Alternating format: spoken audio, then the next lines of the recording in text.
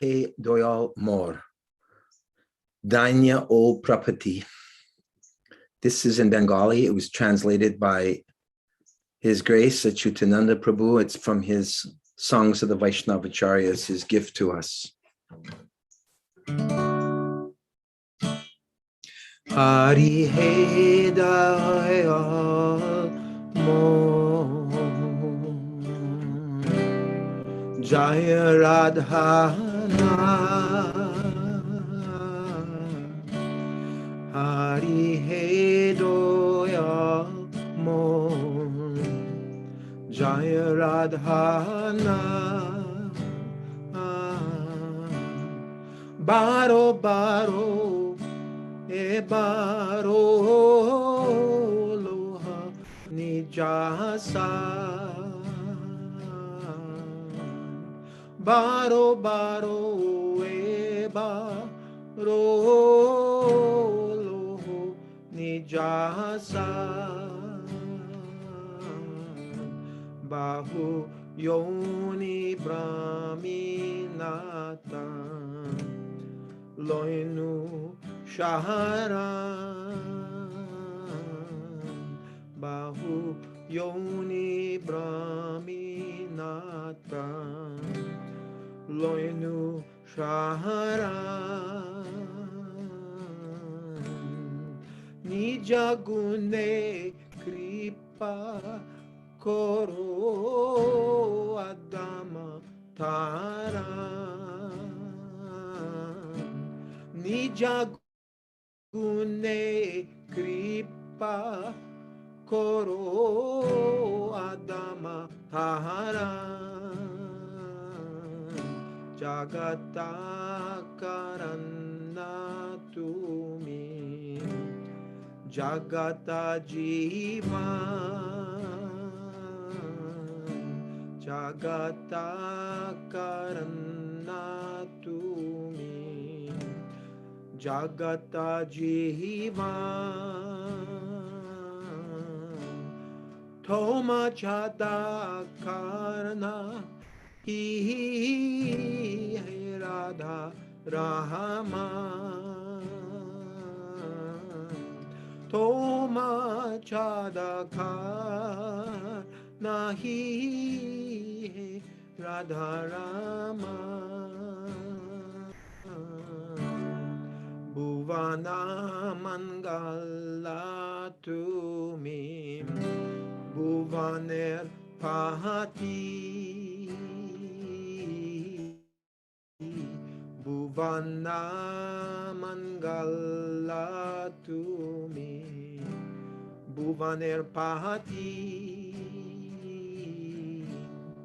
Tumi Upe Kile Nataki Hoibe Gahati Tumi Upe Kile Nataki Hoibe Gahati Bhaviyade Kinue Jagata Majare Bhaviyade Kinue Jagata Majare Toma Bina Keho Nahi Edase Udare Toma Bina Keho Nahi Edase Udare Shri Krishna Chaitanya Prabhu Nityananda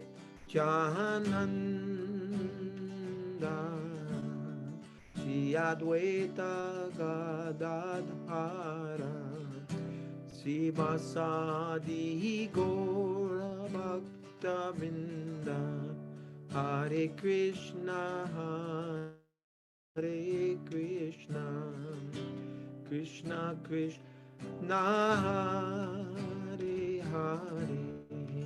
Hare Rama, Hare Rama, Rama Rama, Hare Hare, Hare Krishna, Hare Krishna, Krishna Krishna, Hare Hare, Hare Rama, Hare Rama, Rama Rama, Hare Hare.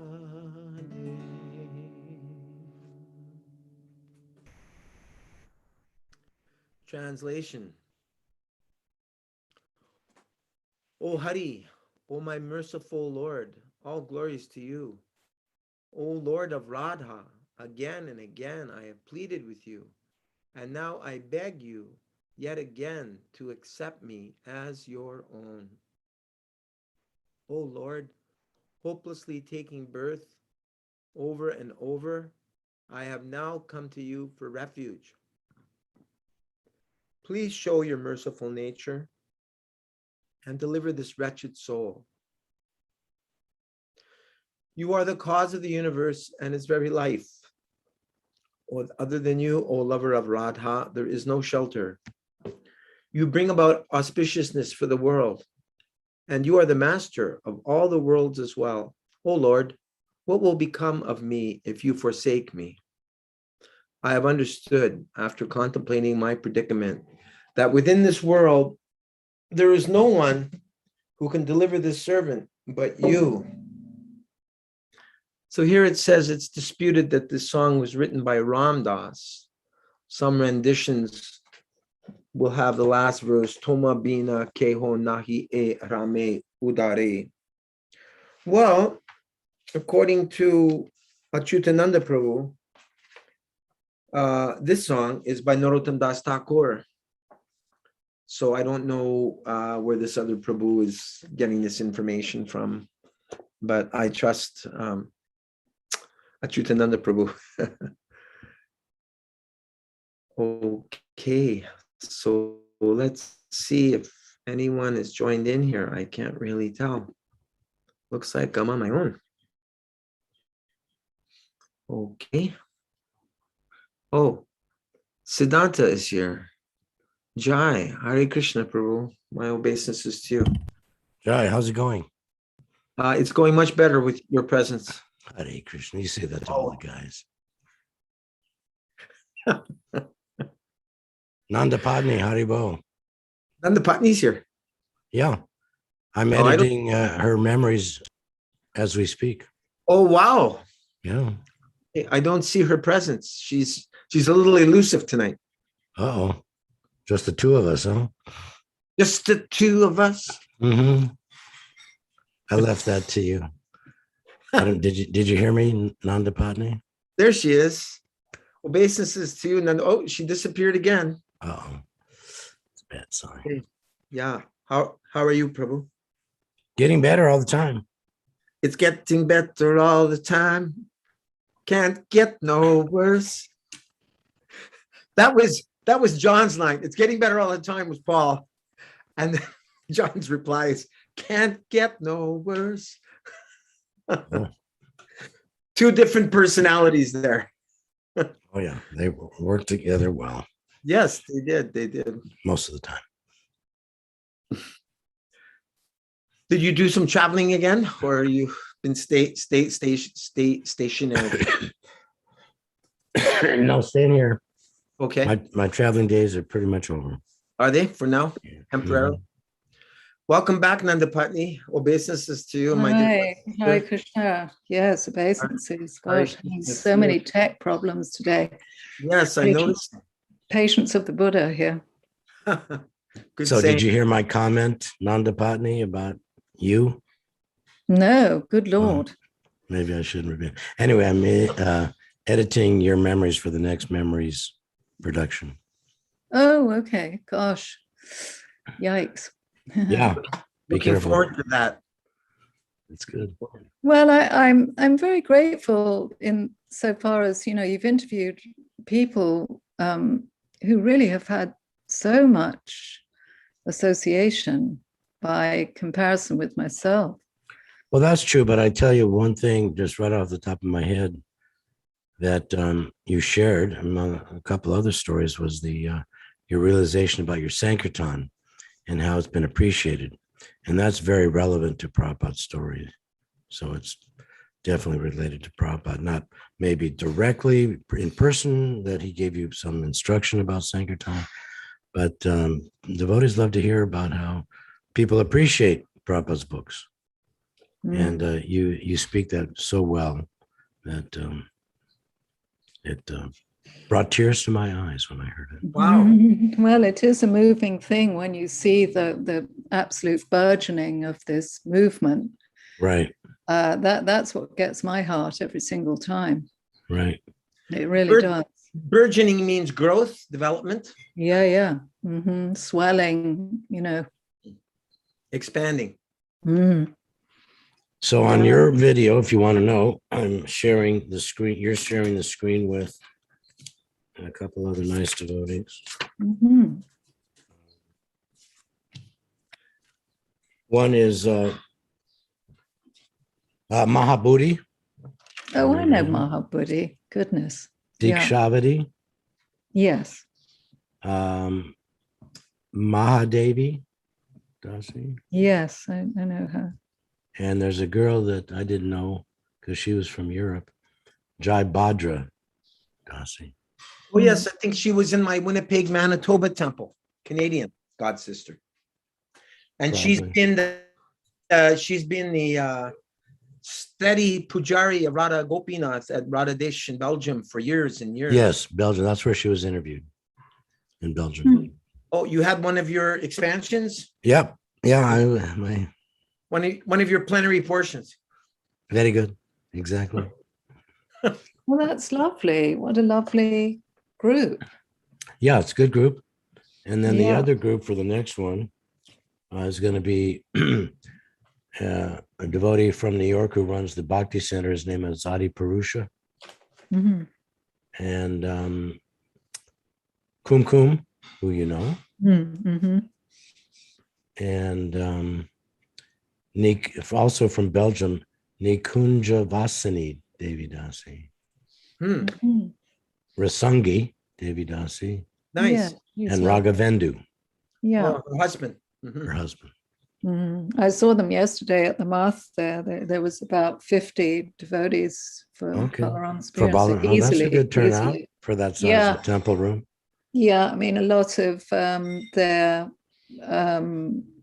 family, in inverted commas, from Salt Lake City, their ashram in Salt Lake City, came down. Oh, yes, our godbrother Nyasi Maharaj used to be Sri Govinda. He's there at that ashram. Sri Govinda from Chicago? Yeah, do you know, I've tried to get him interviewed, Prabhu. Have you been in touch with him? No. Yeah, that's Nyasi Maharaj. Nyasi. Okay, is that a Narayan Maharaj name? No, that's a Srila Bhakti Rakshak Sridhar. Rakshak Sridhar, okay. Anyway, I'm not discriminating. Yeah. I interview all. Yes, you do. I hope you'll get him because he was just being phased out as the president, as the new guard of Uttama Shloka Prabhu and Sripati Prabhu were taking over from him. Right. So yeah, he had time with Prabhupada for sure. So if you're in touch with him, you say you email him, or how do you Robert Lindbergh. You communicate with him? Does he know you? Yes, he doesn't get back to me that he's struggling with health. I don't know how much longer he'll be with us. I was going to ask you, Yeah. So maybe it's now the time, better now than later, to ask him. I would say. Tell him to call me. 310. Type it in, okay, and I'll send it to him right at the end of this. Let's see how you do that. In the chat box, if you don't mind. Yeah. Okay, this is my WhatsApp number. Right. Did Nyasi Maharaj come down, Nandapatni? No, I mean, I must confess, I was pot washing for like 3 hours. So I kind of have this little niche where I wasn't dreadfully keen on being in that really crowded temple room, actually, with everyone. but the lecture and speakers were great. And finally, Hasipriya spoke. And he's such a lovely speaker. I mean, he was telling all these pastimes of Balaram that we'd never heard recorded? I'd love to hear it. Was it recorded? It probably is on their stream, on their Facebook. Would you mind getting the link for me? And when you have time? Yeah, I'll send it to you. Yeah, Me they too. tend to record everything. Yeah. And Me too. Siddhanta, you would like it too? Yes. Okay. Yeah, it was very, very lovely. And the Prabhupada disciples there that cook, the women, they cook the old-fashioned way. I mean, absolutely unbelievable prasadam. Yeah. With real ghee. Oh yeah. Not I vegetable. mean, it's really all the sort of chikora. What are they called? Chikoras. Thinking of the chikora birds. You're combining I pakoras. got chikora birds on the plane. What's the other? What is the one that kachori? Kachoris. You're mixing up pakoras with the kachoris. Kachoris and kachora birds. Yeah, I mean, all wonderful. They made the most heavenly cupcakes I've ever experienced. They were made with rose water and cardamom with raspberry icing. I mean, just Wow. out of this world. Beautiful. Pranams, Anyway. Krishna Chandra Prabhu. Welcome. Hare Krishna. Dandavad pranams. Good to Hari see you. bol. Dandavad, Haribol. dandavad, Yeah, Prabhu. Haribol. How's mom doing? She thinks she's all right. Mom, how are you feeling? I'm feeling fine, thank you. Good. Good. I just wanted to. I've been thinking hard about this, and I'm thinking that I would maybe like to go till 9 and come and end a half an hour earlier, because I need a little bit of time to wind down before I take rest, and stretching it to 9:30. It's stretching it a bit. Would any of you, Siddhanta Prabhu Nandapatni? That's when I check out myself. You Yeah, check no, I out don't- 9:30 my time usually. You check No, out. personally, I check out at 9 your time. Oh, I can only take an hour and a half I see. Okay. every time. Okay. No, before you were going till 9:30. Sometimes. Maybe. But I'm just thinking for my own sake and just winding down. I like 9:30. I should be sleeping already. You know. You have my blessings. I Thank you. second that motion. Thank you. Mhm. And That's fine. Yeah, it's All in fine. favor? Fine. It's fine. I support. Say aye. I'm in support. Yes. All right. Thank you for There supporting. you me. are. Right. Slam dunk. Okay, so I have Ramananda Samvad ready to go. And let's see here. In Search of the Ultimate Goal of Life. And this section is entitled Guru of Lord Chaitanya, the method of approach and the manner of humility exhibited by Lord Chaitanya to Ramananda is the ideal for approaching a bona fide tattvadarshi, or a master of transcendental knowledge. This is confirmed in the Bhagavad Gita 434. I don't know if we read this last time or not. Does anyone remember? You're not sharing the screen at the minute. Oh, I'm not. Okay. No. Excuse me. Who was it that said that? Excuse me. It was Steve Steve Martin. Martin, Saturday Night Live. Okay. I put that scene in our Healthy, Wealthy, and Wise vegetarian documentary in 1984. I remember it stayed with me. Yeah. Okay. Anyway. No, actually, well, I'm sorry. Well, Well, yeah. just a comment. Go ahead. Yeah. Steve Martin was the one who originated that. Yeah. But in this particular scene from Saturday Night Live, Yeah. Dan Aykroyd was playing the waiter. Okay. Oh, yes, that's right. He was in And a then restaurant. when he told him what was on the menu, and Steve Martin says, "Well, I don't think any of that's for us because we're vegetarians." Gilda Radner was his date on that. And then as soon as Steve Martin said, "Oh, I'm sorry, we're vegetarians. We don't want any of that." And then Dan Aykroyd says, "Well, excuse me," imitating Steve Martin's line. Mhm.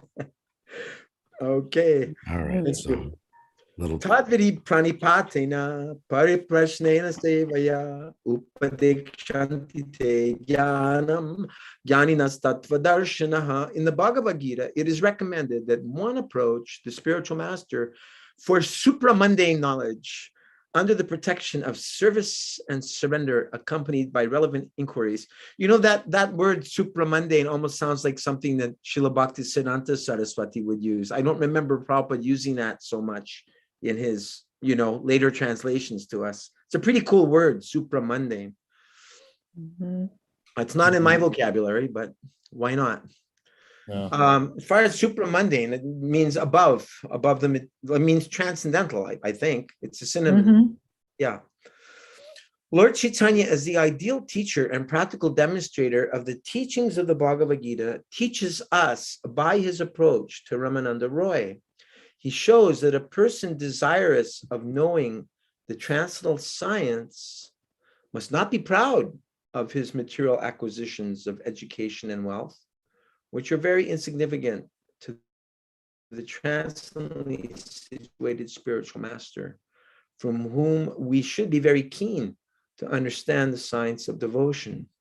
If someone approaches the bona fide spiritual master, vanity of mundane pride in respect to his heredity, wealth, education, or personal beauty, and without the necessary qualifications of surrender, service, and relevant inquiry, surely such a person will be honored outwardly by the spiritual master, but the spiritual master will decline to bestow transcendental knowledge upon the student who, by his attitude of mundane vanity, is rendered unqualified. I'm just wondering why the spiritual master would decline, and I'm thinking perhaps it's because he realizes he's watering the weeds of that unqualified prospective disciple, and that a little bit of knowledge is dangerous, so to speak, that if a person's already really puffed up and you feed his puffed upness, then you're actually helping to destroy them. Does that make sense?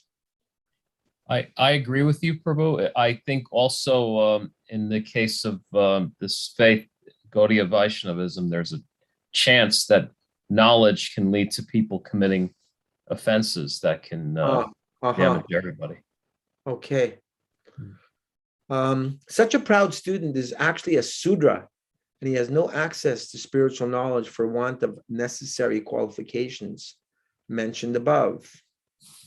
Thus, the Sudra student, instead of availing himself to the mercy of the spiritual master, goes to hell as a result of his mundane vanity. Ramananda Roy was born in the family of a Sudra and was also a Grihastha in terms of the system of Varnashram Dharma. Lord Chaitanya appeared in the family of a highly cultured Brahmin of Navadvip and was in the topmost rank of the sannyas ashram. Therefore, in terms of the Varnashram system, Ramananda Roy was in the lowest status, while Lord Chaitanya was in the highest status. Yet, because Ramananda was a master in the art of transcendental knowledge, Lord Chaitanya approached him as one should approach a guru. He did so for the benefit of us all. Does that inspire any Prabhupada memories from you, Siddhanta Prabhu? No, but don't hesitate to ask again. Okay. I was going to Nandapatni- ask Siddhanta that Mhm. I would imagine that you have memories of people who were in the room with Prabhupada on a number of different occasions where very unsubmissive people did approach Prabhupada. And then one got to see how Srila Prabhupada handled that. Well, if you put it that way, yes, I do have one. Okay, with with that in mind, I know who told the story, so let me go right to her chapter. Okay, I gotta find her. So do you want to read until I find it? Oh. Mhm. Okay. You said Nandapatni, no? you want to read the next one? Okay. Yeah. Yeah, the true student, I think it's entitled. True student of truth. Okay, let's see. True student of truth. Lord Chaitanya descended into this mortal world as the ideal spiritual master, and thus his teaching is very significant. The students who really desire spiritual upliftment may carefully note all these dealings. Ramananda Rai, as a true Vaishnava, always possessed natural humility. And thus, when he was asked by Lord Chaitanya, he said, Raya kahe iha ame kichoi nan jani, tumi ye kahaho se kahi ami vani, tomara shikshaya padi yena sukaparta, sakshad ishvara tumi ke buje tomaranata, hridaye preranakara jivaya kahahovane ki kahihe balamanda kichui nahajane. Jani, my Lord, I have no information of the transcendental world, but I can simply speak that which you inspire me to utter. I am just like a parrot, and I can repeat only that which you direct me to say. You are yourself the personality of Godhead, and it's very difficult to understand what you do and how you play. The inspiration that you create in me and the vocabulary that you cause to come out of my mouth are known to you. I do not know myself what I speak and what I think. Lord Chaitanya, again in his mood of a true student of truth, replied to Ramananda Rai. Are you there, Gora? Yes, 1 sec, I'm sorry, excuse me. I was listening, but I wasn't near. Okay. Wow, it's a lot of Bengali. Shall I roll by that? It's up to you. We can look at that. You can do that, or you can go on to the English as you wish. Can I go to What would you the like? English? Can I go Sure. to the English? Yeah. Yeah. I am a Mayavadi sannyasi who is an atheist by nature. As such, I always float on my theory of Maya and Brahman without any entrance into devotional science. By the association of Sarvabhauma Bhattacharya, I was lucky enough to get my heart purified. And when I asked him to speak about the transcendental topics of the Leela of Sri Krishna and Srimati Radharani, he asked me to see you. He recommended you as the best amongst those who know this science, and he regretted your absence at Puri. I've therefore come to you after hearing your glories from him. You are now praising me because I am a sannyasi, but it doesn't matter whether a person is a Brahman, a sannyasi, or a Sudra. A person is thoroughly competent to become a bona fide spiritual master, provided he knows the transcendental art and science of devotional activities. Therefore, please do not try to avoid me because I am a sannyasi. Kindly fulfill my desire by fully describing the glories of the Leela performed by Sri Krishna and Srimati Radharani. Wow, I was blown away hearing Lord Chaitanya saying, I'm an atheist by nature. I'm thinking, if he's saying that, then what am I? I know, and he's saying, I am a Mayavadi sannyas. That's extraordinary. I don't remember that. He's playing a role for us. Yeah. Yes. And then he gives the credit to Sarvabhauma Bhattacharya, even though he was the one to convert him in the first place. Yeah. Right. Actually, it was Lord Chaitanya that converted Sarvabhauma, but he's giving credit to Sarvabhauma. Exactly. Yeah. And Prabhupada said in a couple of places, in one comment, he always sees this another Vaishnav, and he said a Vaishnav is one who always glorifies the service of another Vaishnav. And Lord Chaitanya is showing the perfect example, glorifying Sarvabhauma. Mm. Wonderful. Okay. I have Wonderful. comment How are you regarding doing that. there, Siddhanta? Yeah, I found it. Before Oh, I go to good. that one, I have one that's relating to a sense of humility that Lord Chaitanya is exhibiting, or something of that nature. A similar story from Kishore Oh, from England, Kishore Grant. from the UK, or Scotland, actually, I think he is from. He said in August of 1973, Srila Prabhupada had just installed Radha Gokulananda at the Bhaktivedanta Manor, which George Harrison had recently donated. The following day was Vyasa Puja, Prabhupada's appearance day. He had just given a lecture and it was time for questions. The devotee next to me put up his hand and asked, Srila Prabhupada, is it possible for a pure devotee to ever forget Krishna?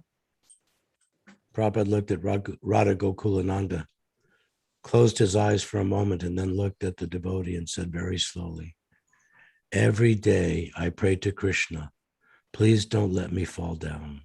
Wow.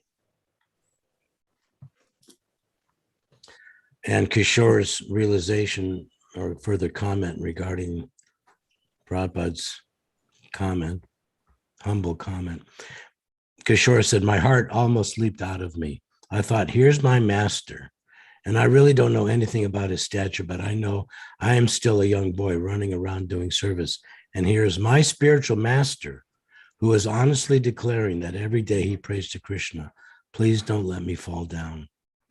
I concluded, if that can happen to Prabhupada, then it can happen to anyone, including me. So I better pull my socks up and get serious. Mm. It's a reminder for all of us that we can pray like that. So can you remind me, Nanda Patni, about the previous paragraph that you asked me about someone meeting Prabhupada? That Yeah, it was about the kind of humility that's required of one in one's approach to the spiritual master. So I was thinking that there were actually, I wouldn't say innumerable occasions, but I know there were situations where we have this expression in England called bolshy, where someone is rather kind of uppity and full of themselves in front of the spiritual master. And how the spiritual master handles that. Okay, because that's sort of where I the got lion one. would come I got out. one that fits this like a glove. Wow, John. Y'all ready? Yeah. Yes. I'm going to read again word for word so I don't lose anything. This is quite significant. This is explained to me by Chaitanya Dasi, who's no longer with us. She was in Alachua for many years,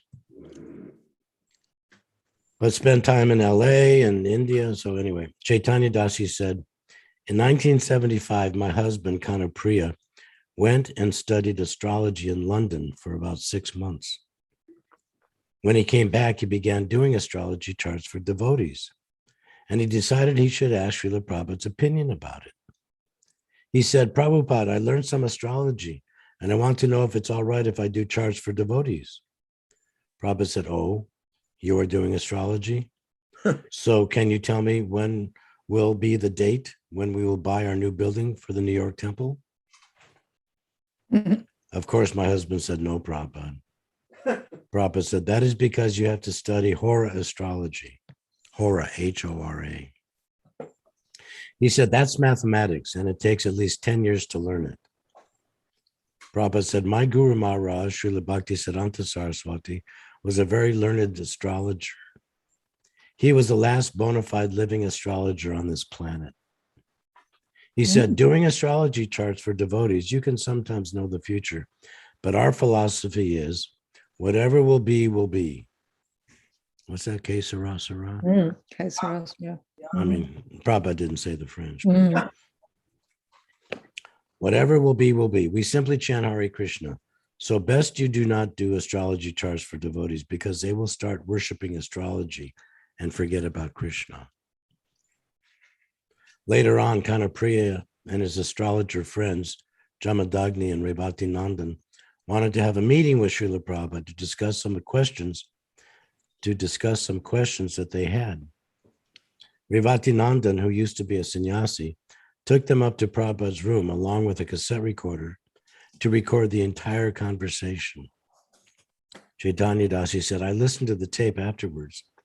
They believed that this would be an historical moment in ISKCON that was going to change and revolutionize everything in the society. They asked many challenging questions to Srila Prabhupada.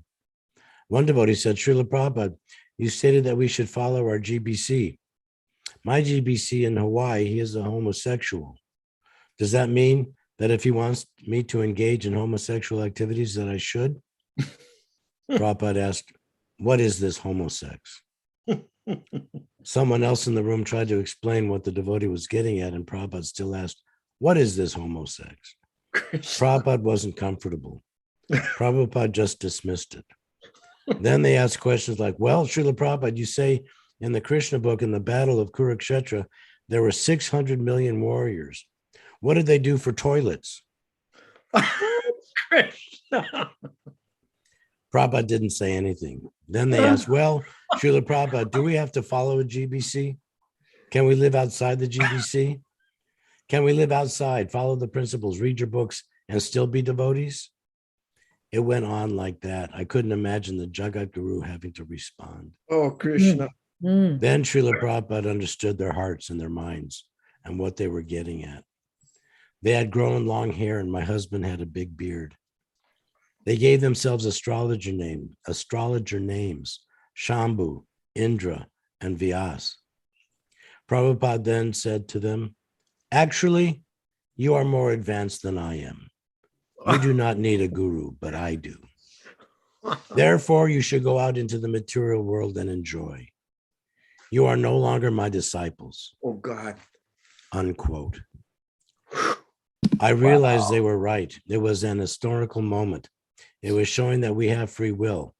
If you don't want to worship and follow the spiritual master's instructions, you can do that. Needless to say, it was a horrible time for me. But that was Srila Prabhupada's mercy, because they would have continued committing horrible offenses. In one sense, it was very painful, but Prabhupada didn't have to take on the karmic reactions that their future sinful activities were going to reap. How's that for a story? Yes, what an astute interpretation Chaitanya Dasi had. Yeah. Gosh, talk about a 1-2 punch from Srila Prabhupada. And I was thinking, poor Prabhupada, like, what is this homosex? He has to deal with this stuff. Toilets on the battlefield? They were demented questions. Yeah. Yeah. Just Not a little. so Wow. I heard the same thing when devotees would go to some of the GBC's future gurus were going to Srila Bhakti Rakshak Sridhar Maharaj in the, at the time that Prabhupada had just departed. And they were asking him managerial questions, like questions about management. I mean, I guess, we can only ask questions on the level that we're on. But I'm just thinking, when you're with the Mahabhagavat, you could ask the most wonderful questions instead of. Well, if they're sincere managerial questions, I don't think that's harmful. Okay. If they're sincere and it's advanced to the movement, right? Why not? Uh-huh. But this was not of that category. No, this was, They were looking for an excuse to bloop. Yeah. Prabhupada read between the lines. My God, if to hear those words from Prabhupada, you are more advanced than me, so you don't need a spiritual master. It's like, no, Prabhupada, I'm so but sorry. I do, he said. Yeah. That's fantastic. Yeah. It almost sounds like a curse. Yeah. Well, it is. Yeah, it was. Do we know if they immediately regretted it? Not immediately, but I do know from from Chaitanya Dasi's daughter, one of her 3 daughters, that her father, again, just Starts with an R.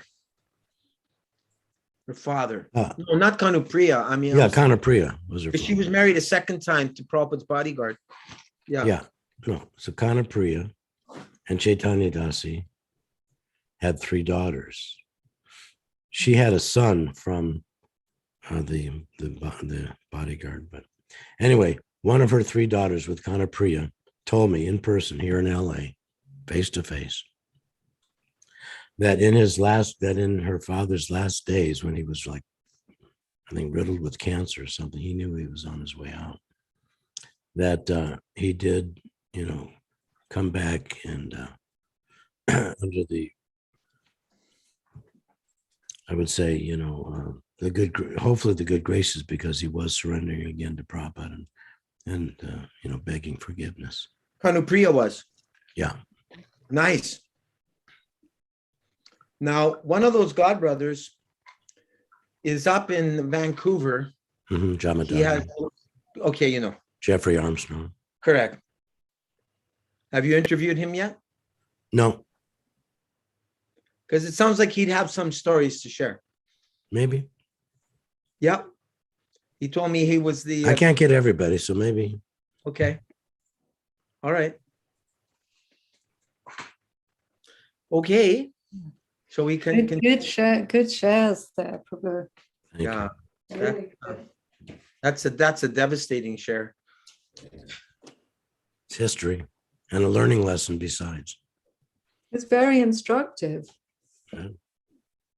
Yeah. Now, having said what you've said about astrology, I know I can think of at least one god sister that's an astrologer, and she uses her astrology when she's doing charts or readings for people. Like, she'll go to different events and she'll set up a little table and she'll use her astrological knowledge to guide people towards surrendering to Krishna.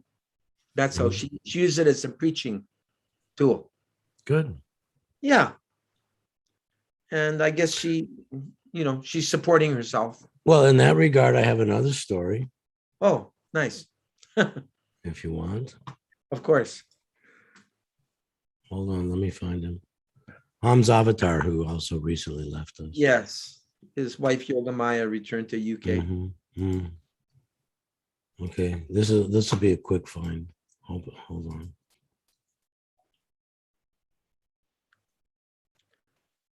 And what's his name? Duryodhan Guru is also an astrologer. Very good astrologer. Uh-huh. And Nalini Kanta is also an astrologer. Mhm. Mhm. For years, he's been doing Right.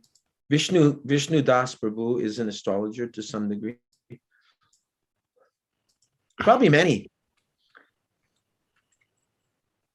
It's fascinating. Okay, so this is Ham's Avatar. That was a pretty fast search, Yeah. right? Ham's Avatar said, I wanted to study Jyotish, the Vedic method of astrology. And I asked Prabhupada, could I study Jyotish? Prabhupada said, it's not very important. He said it's not such an important thing, and he really didn't give it much thought at all.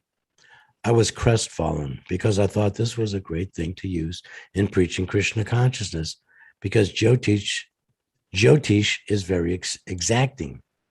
If you are good in understanding the astronomical positions, you can tell a person almost everything about their lives, so they become very respectful of you. I got to ask him Prabhupada again a few days later when I got to bring him his lunch. I said, I had this idea, and I know you said it was not very important, but I had this idea that I could preach if I learned Jyotish. All of a sudden, Prabhupada's eyes lit up and said, oh, for preaching? Then it is all right. Huh. I smiled and said, thank you, Srila Prabhupada. I was very happy because the devotees had told me that it was nonsense, but Prabhupada gave me a window for preaching. Very interesting. It just shows you, the subtlety of time, place, and circumstance, and how our tendency is to take one instruction of Prabhupada and carve it into stone, and it's this way, it's black and white, and there's no other possibilities. Not so. Mhm. Depends on the motive, right? On the intent.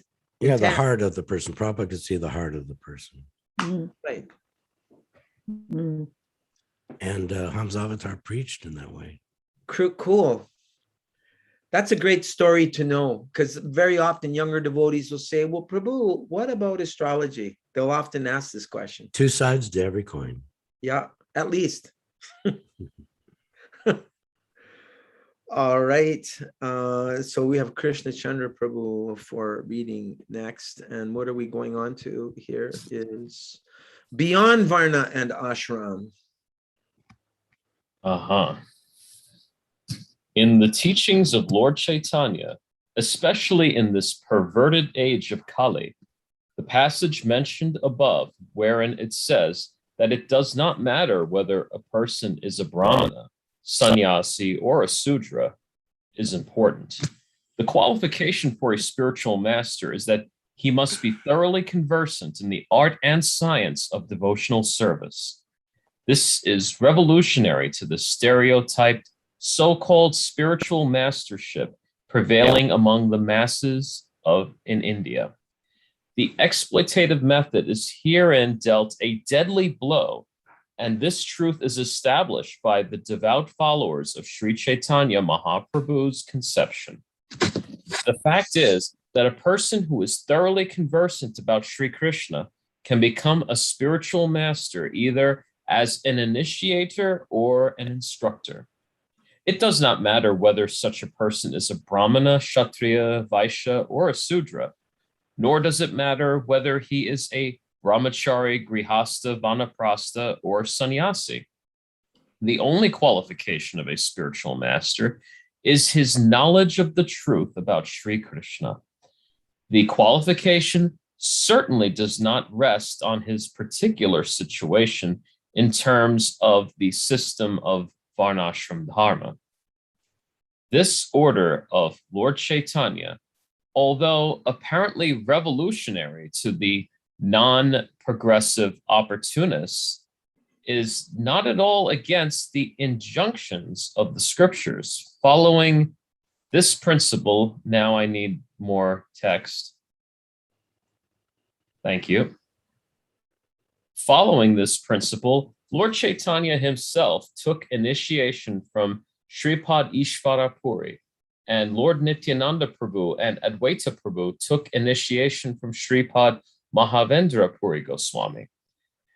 Rasikananda Prabhu took initiation from Srila Shyamananda Prabhu, who appeared in the family of a non-Brahmana, and Sri Ganga Narayan Chakravarti and Sri Ramakrishna Bhattacharya took initiation from Srila Narottam Das Thakur, who also happened to appear in the family of a non-Brahmana. In the ancient literatures, it is written that there are no hereditary considerations for becoming a spiritual master. In the Mahabharata and other historical literatures, there are innumerable examples of non-hereditary gurus and determination of caste by quality and action rather than by birth. In the Srimad Bhagavatam 7:11-35, it is said that a person should be classified as belonging to a particular varna or caste in terms of his qualification. Yasya yal lakshanam proktam pumso varna bhivyanjakam yad anyatrapi drishyeta tat tenaiva vinirdishet. According to Bhagavad Gita, a really qualified Brahmana possesses 9 qualities, a Kshatriya 7 qualities, a Vaishya 3 qualities, and a Shudra only 1 quality. So, wherever the particular qualities are found or developed, the person possessing these particular qualities should be regarded as such. Accepting this formula from the scriptures, the Vaishnava accepts a spiritual master upon his becoming conversant in the knowledge of Sri Krishna. The qualities of a Brahmana appear naturally, and as such, a thoroughly conversant spiritual master cannot be anything but a qualified Brahmana. The false notion that without being a caste Brahmana, a person cannot become a spiritual master is therefore a misconception. A person born in the family of a Shudra can become a spiritual master if he has acquired the necessary knowledge about Sri Krishna. Sometimes it is seen that a pure Vaishnav does not undergo the formalities of the system of Varnashram Dharma by accepting the regulative principles thereof, but that does not mean that he is not a Brahmana or a bona fide spiritual master. The Vaishnavas determine the Varna and Ashram of a person simply by their symptoms and not by their birth. Foolish people are unable to recognize such qualified Vaishnavas, and as such, Lord Chaitanya distinctly emphasizes all the above mentioned points. There is no difference in essence between the regulative principles found in the Hari Bhakti Vilas and the statements of Lord Chaitanya. The difference is concocted by the mental speculations of ignorant men. So I have a question for you, Krishna Chandra Prabhu.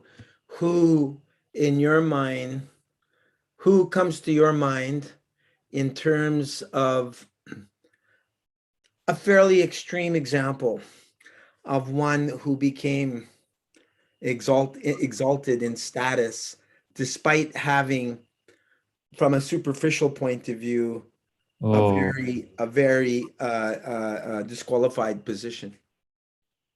Oh boy! Wow. I'm almost. Let me see. I honestly, I mean, even if I knew the answer, I'd almost be afraid to say anything. Wow, you're amongst friends here. No one's going to bite your head off. Come on. I mean, are we talking about latter-day examples or throughout history? I was thinking of a historical personality, but I mean, you can give any example you want. Oh boy. Oh boy. Nandapatni, you give one. Are you thinking of Haridas Thakur? I am.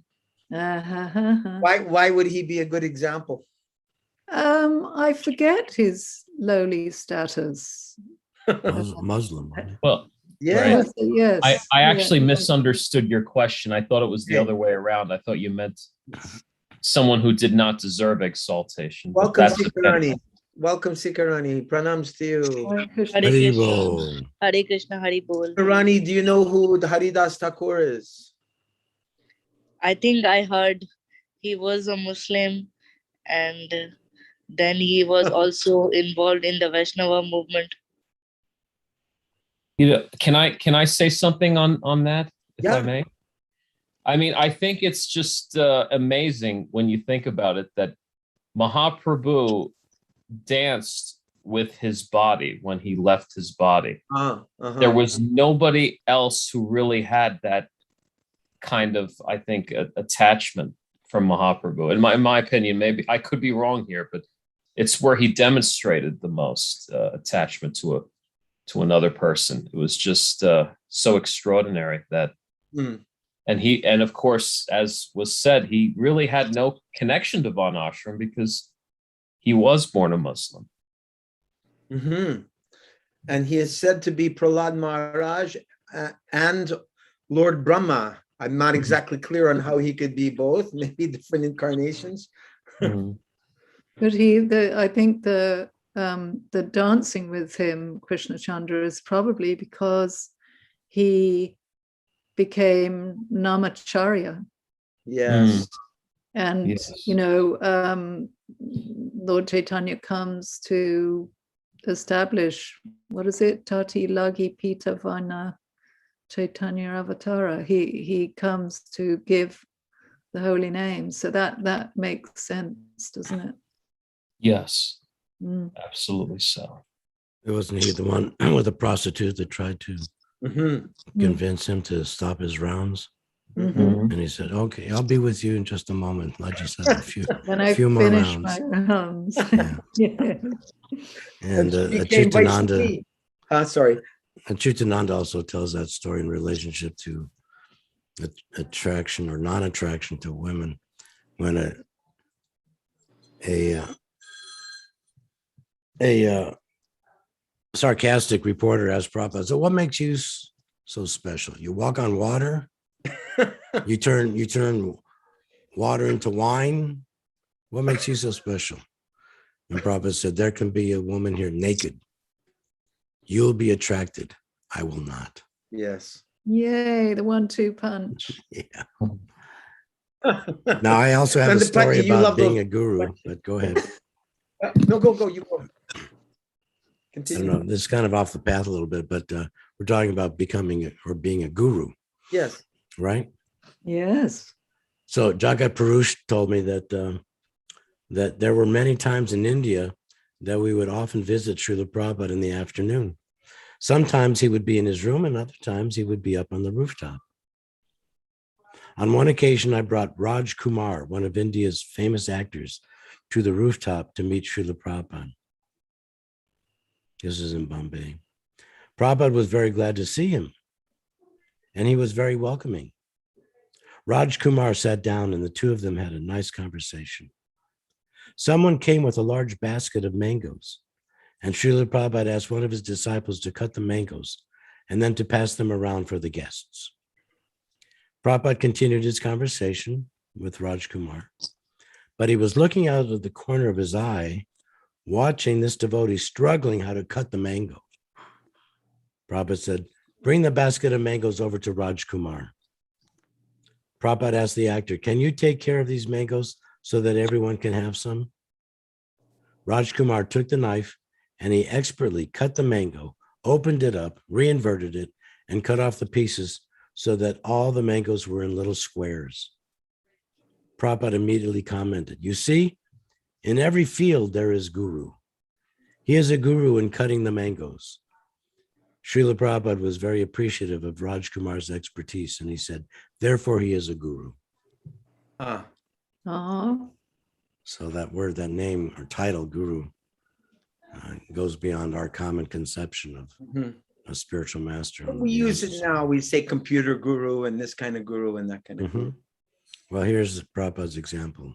Yeah, very nice. Because generally in Ayurveda, they say food, which is guru, is like, say, for example, frozen food is guru food because hard to digest because it's heavy.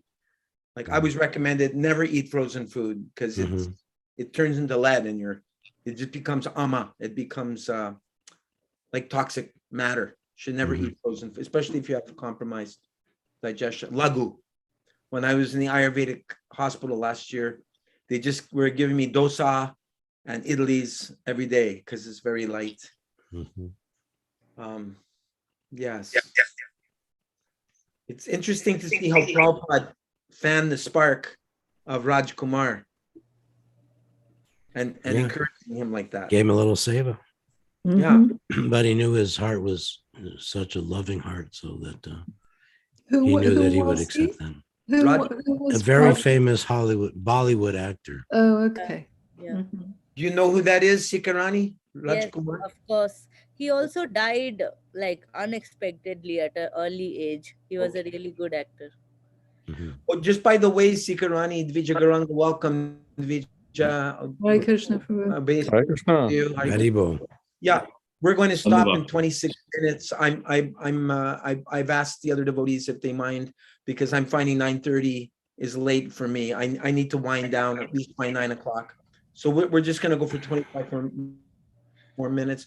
So we need to have Sikarani and Vijagaranga read, please.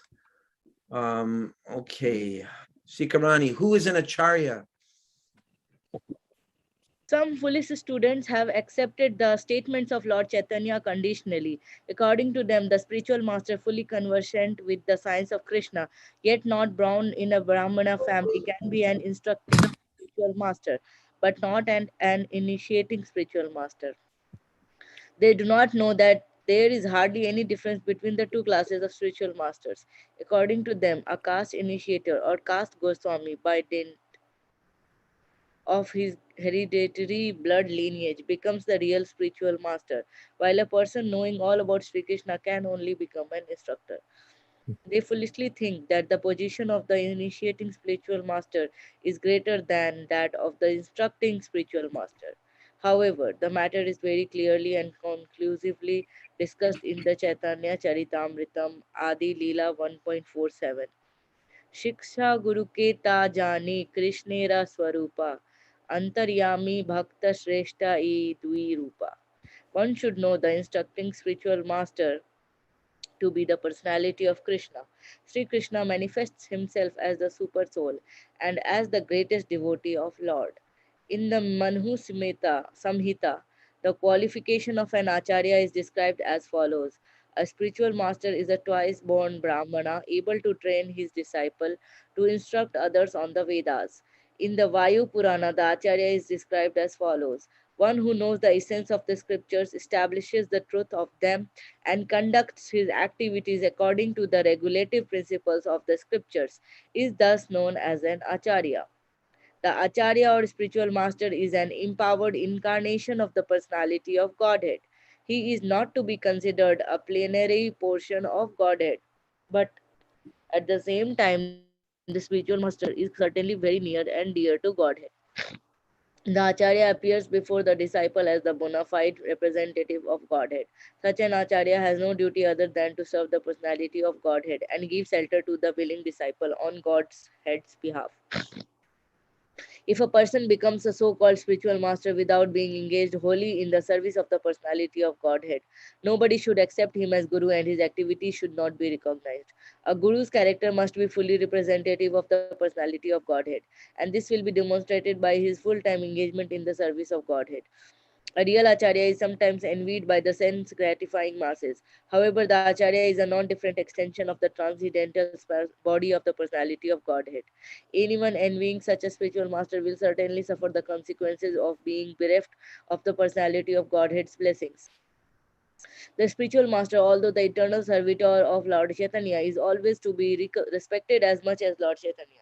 The spiritual master is the personality who exhibits the nature of Lord Chaitanya. It should never be concluded that the spiritual master is exactly one and the same with Godhead, as the Mayavadi philosophers think. The Vaishnavas accept the spiritual master in terms of Achintya Bheda Tattva, simultaneously one with and different form of the personality of Godhead. A lot of points covered in that section.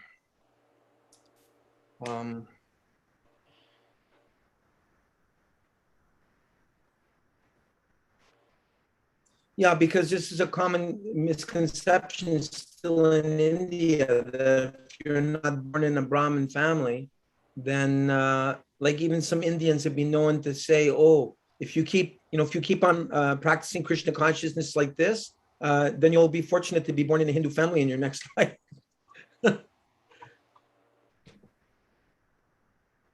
It seems like it's a very deeply rooted misconception. And also this idea where Prabhupada is saying that they don't know that there's hardly any difference between an initiating. Yeah.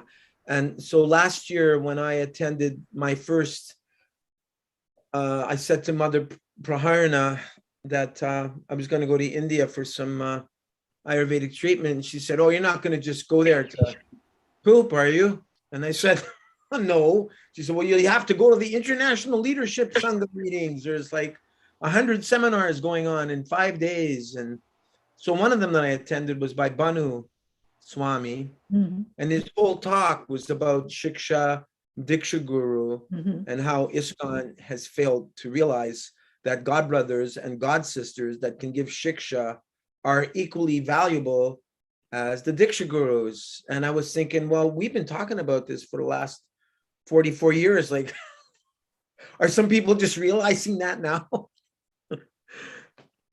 So that was one thought that came through my mind. Does anyone have any further comments to make on that? Or anything else related to this? The fact that it has to be repeated is evident of the misconception continuing, going on. It's well established. Right. If it's allowed to be repeated. Yeah. Well, at least good that Banu Maharaj is talking about it. That's good. Yeah. Yeah, he gives a great lecture on that. He gives a great lecture on almost everything. Yeah, he's brilliant. Okay, Dvija, your turn, Prabhu. Unless there's any further comments.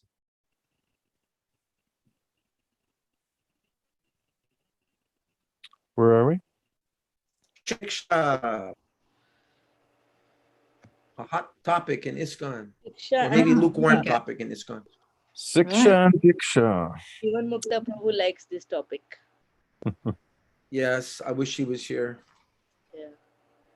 A spiritual master who gives instruction about the regulative principles of devotional service is called the Shiksha Guru, or the instructing spiritual master. A person who is not engaged in the service of the personality of Godhead and is addicted to ill habits cannot be a spiritual master. The instructing spiritual master is of two kinds. They are: one, a self-realized soul, constantly engaged in the service of the personality of Godhead, and two, a soul in pure consciousness who is constantly offering helpful directions favorable to the service of Godhead. Instruction in the service of the Lord is also of two kinds. One, instruction on the order of service, instruction on the object of service, and two, instruction on the regulative principles of service. The spiritual master who connects the living entity with the personality of Godhead, Sri Krishna, by initiation is called the Diksha Guru, or the initiating spiritual master. There's no difference between the initiating spiritual master and the instructing spiritual master. Both are the object of shelter for the disciple, and both are ashray vigraha, or the personality under whose shelter the eternal relationship with Godhead is established, and the process of approaching Godhead by service is learned. To think of one spiritual master as purer than the other is offensive. Mhm. Symbolic initiating spiritual master is Srila Sanatana Goswami, who initiates the devotees into their service to Madan Mohan. Srila Rupa Goswami is the instructing spiritual master who instructs the devotees with his verses in the Bhakti Rasamrita Sindhu regarding the service of Sri Sri Radha Govinda. Nobody should therefore think of Sanatana Goswami as being greater than Rupa Goswami, or vice versa. Both of them are our spiritual masters and engage us in the transcendental loving service of Godhead. When Lord Chaitanya mentioned the word Guru, spiritual master, he meant both the Shiksha Guru and the Diksha Guru, and not just one of them. Any comments on that section?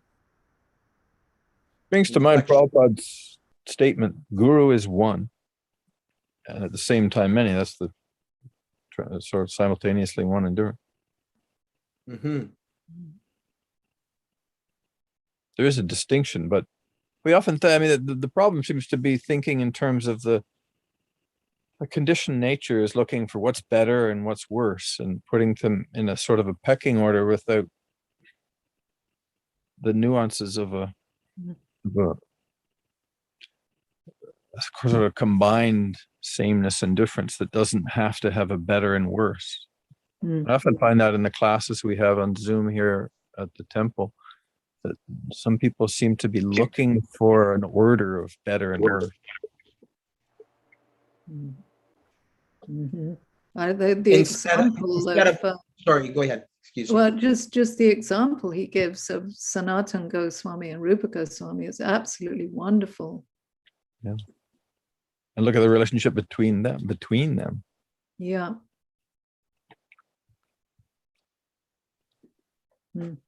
Gora, you were going to say? No, I blanked out. Sorry. I have a Yes. a reference to the previous paragraph or story or comments. We were talking about Bhanu Swami. Mm-hmm. And I was reading actually yesterday in the fourth canto how Prabhupada in a purport, and maybe it's in the text too, how Prabhupada was explaining how the Srimad Bhagavatam is there to learn about Krishna, but also how Krishna appreciates the stories about his pure devotees, that the pure understanding these pure devotees and their stories is just as significant as hearing about Krishna. Mm-hmm. So this is just a reference to Bhanu Swami, just to give a little history about him, just briefly, because he is a great preacher as well.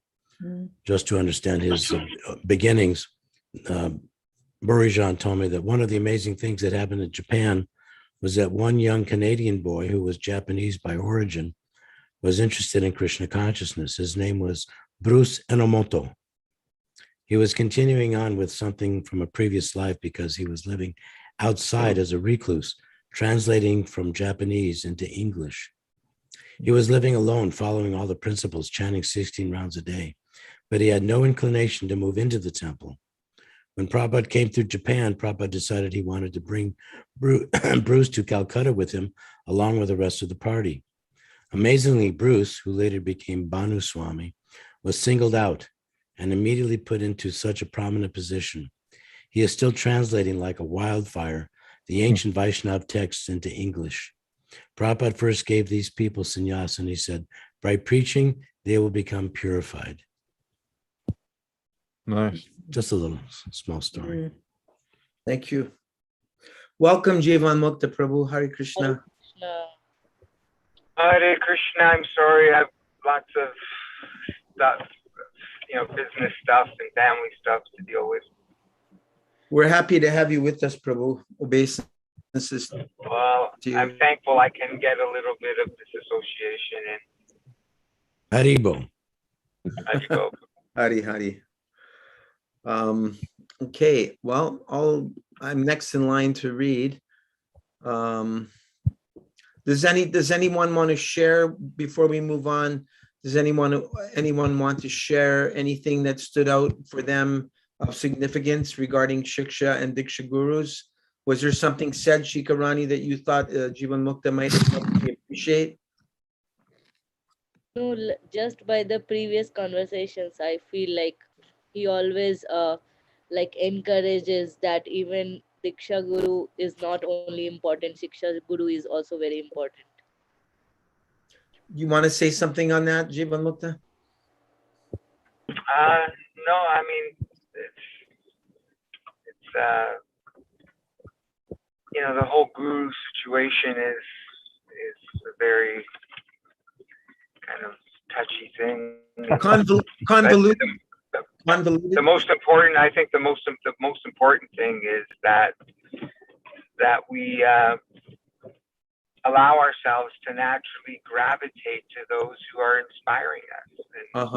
And I think that Krishna's in our hearts, and Krishna, if you're sincere, Krishna will direct you to exactly the person that you have to hear from, and you'll see the result. So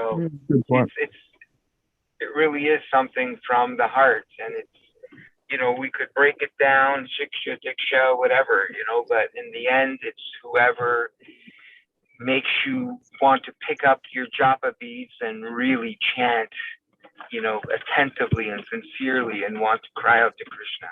That's when someone makes you do that, when someone opens your eyes to the miseries of this material world, then you're in the right place and in the right association.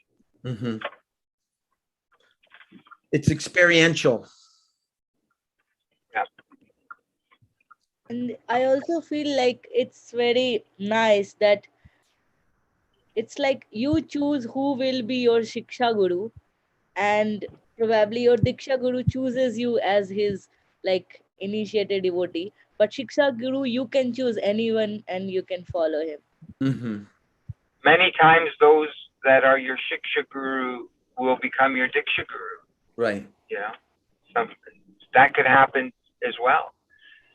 That generally, that's how it is. I mean, that's how it happened with Srila Prabhupada. Of course, he was everything to everyone, and he still is. And at the very least, if you don't feel that he's actually giving you initiation through his Vani, then at the very least, he's giving you the most significant, instruction, Shiksha. Mm-hmm. And he's created the opportunity to interact with others of the same interest. Yes. Absolutely. I mean, I think just like, why whenever, we hear these stories of Srila Prabhupada, it's just so sweet. And Prabhupada holds a very, very unique position in not only in ISKCON, in the history of the universe. I mean, it's something that is, I think that we sometimes think that it's only ISKCON. No, Prabhupada is an incredibly unique individual on this planet and this universe. Prabhupada opened the door for all the other Gaudiya Acharyas to enter into. Yeah, that's why I personally always feel very offended when we even try to compare Prabhupada to anyone else. It's just like, how can you even begin to compare? Regarding Yes. Diksha, it reminds me of I think I told the story before by by Ravi Das. Go Remember ahead. that? He Go was ahead. driving the buses to Mayapur, and it broke down. One of the bus or van he was driving broke down, and everyone else got out of his van and went into the other two vans, and they were able to see Prabhupada. And Prabhupada gave a bunch of them Diksha initiation. Oh, yes. And he got there late, all dirty, muddy, and greasy, having finally repaired his van. And he had missed the initiation, he missed the feast. And so he was downtrodden because he was looking forward to finally being initiated after over a year or so.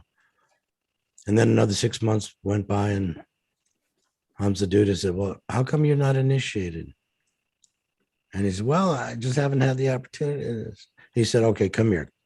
And Hamza Duda dragged him into Prabhupada's room. I forget exactly where it was. Maybe it was also Mayapur. Don't quote me on that one. But you can go to the video or the books for the detail. But as soon as Ravi, who was Bhakta Steve at that time, came into Prabhupada's room, and Prabhupada knew of the situation that he was coming in. As soon as Bhakta Steve came in front of Prabhupada, Prabhupada said, "Your name is Ravi Das." Wow. And Bhakta Steve was going, "What?" But he wanted the formal initiation with the fire sacrifice and the whole grains and the this and the svaha and everything. He thought that was nice. He said, "But Prabhupada," Ravi Das said to me, he recounted the story. He said to Prabhupada, he said, "Yeah, is that it?" And Prabhupada said, "What more do you want?" And then Ravi Das said, well, let me finish the story before I forget. Yeah. So Ravi Das said to Prabhupada, "But I thought, we needed the fire sacrifice and the ceremony and this to be fully initiated." Prabhupada said, "No, that is only a formality. Right. Initiation takes place within the heart." Yeah. Yes. And then one last comment. I'm sorry. Go ahead, Yeah, go Jivan ahead. Mukti. Your turn. No. No. You go ahead, Prabhu. Well, it's off the Ravi story, but just one final thought that came to mind as this discussion was going on about Diksha and Shiksha was what I understand is that Prabhupada, when he was in his final days, told his disciples who were around his bed, "If you have any philosophical question, you can go to Sridhar Maharaj to answer those philosophical questions." And that any questions regarding how to prepare for his departure, then they could go and ask questions to Narayan Maharaj. But the philosophical questions, that Shiksha type of guru position, Prabhupada handed that off to his godbrother Sridhar Maharaj. And there's a pastime where Prabhupada goes into a room with Sridhar Maharaj. They're just speaking Bengali.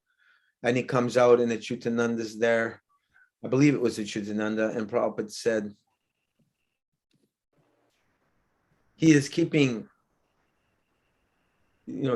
transcendental secrets to himself. He said, "He is my Shiksha Guru. What to speak of yours?" He said, if you knew what he was speaking, you would faint. There's a quotation I have. Yeah. But like some other devotees here were saying that the Diksha, the instruction, the Shiksha, can be derived from our godbrothers or even an animal, perhaps. I don't know what the circumstance would be, but we have to see things with Krishna in mind everywhere, that Krishna couldn't be speaking through an individual that maybe they're not even an initiated devotee. You have to have that consciousness. And through our God sisters. Well, they're devotees. Right. Well, you That's said God inclusive. brothers. Yeah, Okay, I'm sorry. it's okay. Right, you're right. My bad. We have 5 minutes left. Let me read again. Not a Vaishnav, not a guru. According to Hari Bhakti Vilas, a pure devotee of Godhead is never a Sudra. On the other hand, one who is not engaged in the service of the personality of Godhead is definitely a Sudra. Though such a person may be born in the family of any Varna other than Sudra. A Brahmin of the standard of Varnashram Dharma, although expert in all the details of the 6 specific functions of the scriptures, cannot be accepted as a spiritual master if he is not a Vaishnava. But if an untouchable Chandala dog eater becomes a Vaishnava, he can be accepted as a spiritual master. A pure devotee of Godhead, although born in the family of Sudra, can be the spiritual master of all the other 3 Varnas. Ramananda Roy, being always conscious of his transcendental task, is never subjected to the deluding energy of Godhead. He could understand the feelings of Lord Chaitanya, and by his will, Ramananda wanted to proceed further. He said, Ayakahe aminata tumi sutradar, ye mata cha nachayo, tai che chahi nachibar, mora jiva vina yantra tumi vina dari, tomara manehi ye utte tai uchari.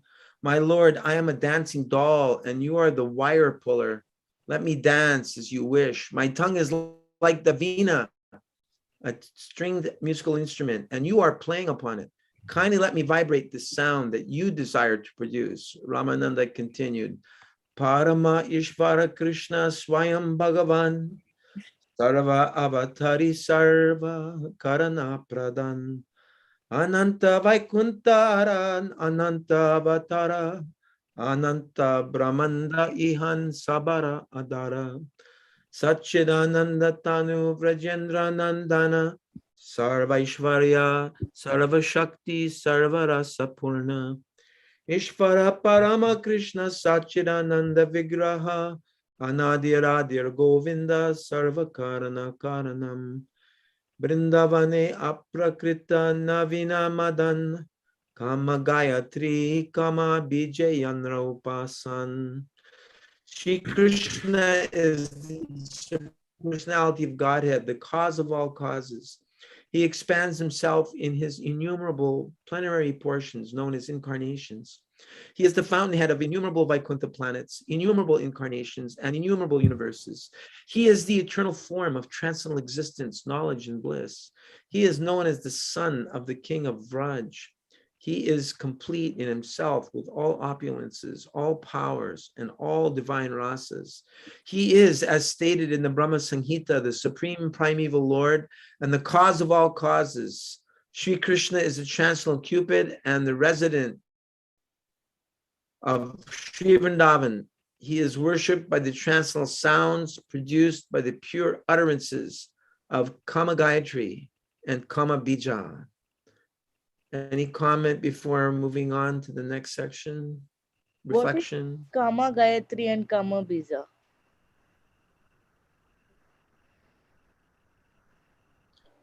Yeah, those are specific mantras within the 7 Gayatri mantras that Prabhupada gave us. Who's the Pandit here that knows the distinction? Between the Kama Beach, you mean? And Kama Gayatri, yeah. Yeah, I mean it's the last line of the Gayatri, and Gayatri is a progression of Gurudev and Sri Chaitanya Mahaprabhu, and finally Krishna. Sorry. It pertains to that, to put it very simply. And the bija is always considered, it's a description of kind of a seed sound. I think the the first sound utterances from Lord Brahma and the Brahma Samhita are considered a seed sound, the first line. So that's what the Kama Beach is. Anyone else? Yeah. That wasn't terribly clear. I have a reference from Madhya Lila 8:138. The Kama Gayatri mantra is just like a Vedic hymn, but it is the Supreme Personality of Godhead himself. There's no difference between the Kama Gayatri and Krishna. In the spiritual realm of Vrindavan, Krishna is the spiritual ever-fresh Cupid, and he is worshipped by the chanting of the Kama Gayatri mantra with the spiritual seed, Kleem. I guess that's the Kama Bija is Kleem. Yeah, it is. Kleem. It's a seed sound that is the first utterance of the particular lines of Gayatri. So when you receive your Gayatri, your Diksha Guru or your Shiksha Guru initiates you into this 7 lines of Gayatri. And at the beginning of some of the lines of Gayatri is a kind of what's known as a seed sound, just like you could say Om is a seed sound. So that it's very specific to the particular lines of Gayatri, and it's in many ways considered secret or private. That's why it's given in private, and it becomes revealed to the devotee as the devotee continues to chant the Gayatri throughout his or her life. In Madhya 8:138, Srila Prabhupada says, in the mantra Kleem Kama Devaya Vidmahe Pushpavanaya Dhimahi Tanno Nanga Prachodayat, Krishna is called Kamadev, Pushpabhana, and Ananga. Kamadev is Madan Mohan, the deity who establishes our relationship with Krishna.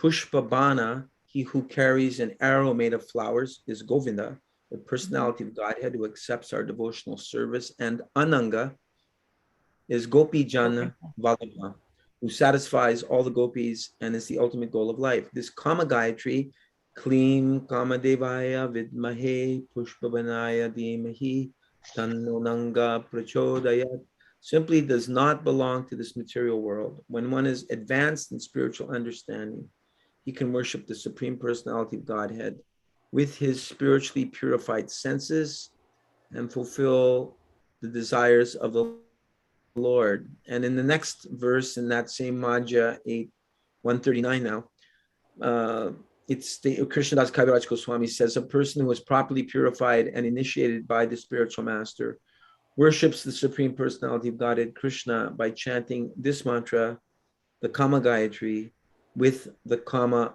Bija. The 5th chapter of the Brahma Samhita presents an explanation of Kama Gayatri. The Brahma Samhita, a very important scripture.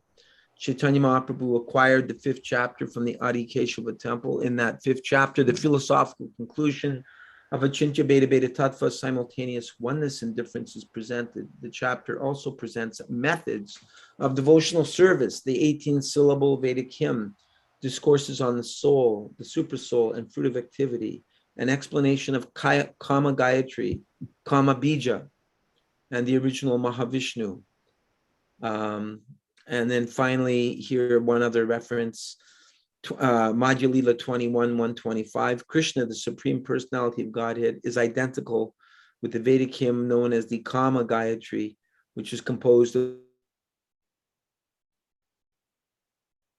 syllables, these syllables, 2 moons that arise in Krishna. Thus, all 3 worlds are filled with desire. It's there's many other reference, well, not many other, there's about a half a dozen more, but it's a little bit after 9 o'clock now. Does anyone have a final word to say before we sign off?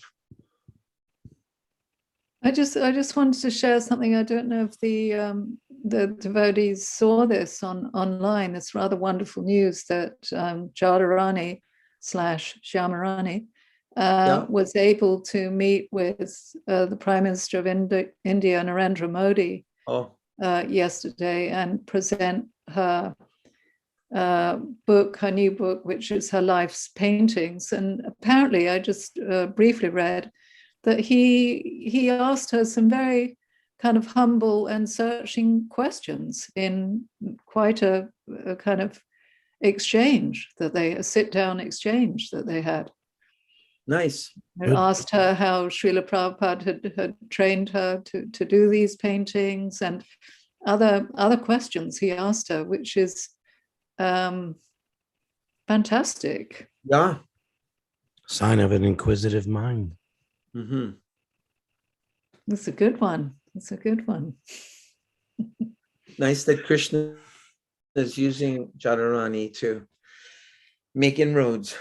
Yeah, and you guys must be knowing, like in India, like before Narendra Modi, like 8 years back, whenever anybody, any foreign diplomat, foreign national, president or king from anywhere will come, they will give him Taj Mahal, telling like this is the identity of India. He came and stopped that. No, the identity of India is Bhagavad Gita. Now everybody, whoever comes, they always give him Bhagavad Gita. That's it, nothing else. Nice. Yeah. So from 8 years, he's doing that. He also signed the largest Bhagavad Gita in the world. You guys might be knowing about that. Yeah.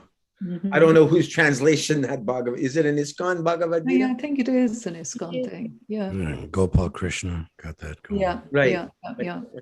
Yeah. All right. See you all Wednesday. Panchakalpa Dhruvyascha Kripa Sindhiveva Bhaktikana Bhavanebhyo Vaishnavebhyo Namo Namo. Srila Prabhupada ki jai, Nitai Gaur. Jai.